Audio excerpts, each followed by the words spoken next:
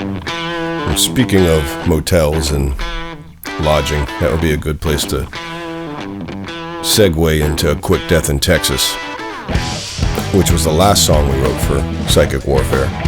And I wrote all the lyrics while we were in Texas recording at the Machine Shop with Machine. And the music definitely is influenced by ZZ Top, and we happened to be in Texas, and all road signs pointed that this song had to be in some way about Texas. Now, before we went there, I thought I would be a smarty pants and book my stay there via Airbnb. And I ended up, by my own choice, I'm not blaming anybody but myself, I ended up in a stone cabin on top of a mountain.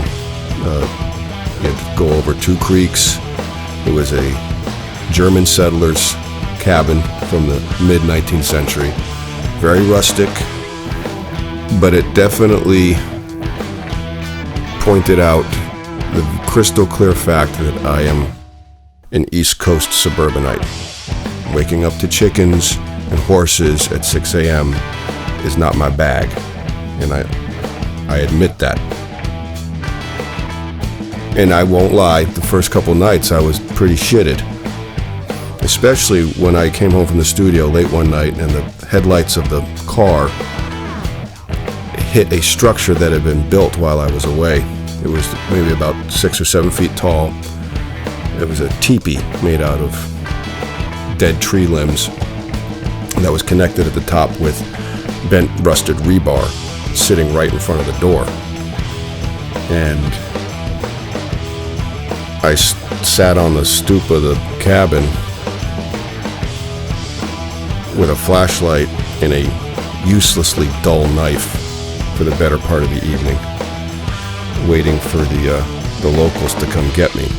Now, in hindsight, I learned that this was a teepee that the property owners had made for their grandchildren that were coming over the weekend. And the property owners are lovely people, but I didn't see much of them because they were on the other side of the canyon.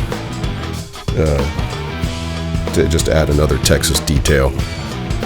But that extreme environment, sort of the opposite environment of X-ray visions, was a great place to get some inspiration.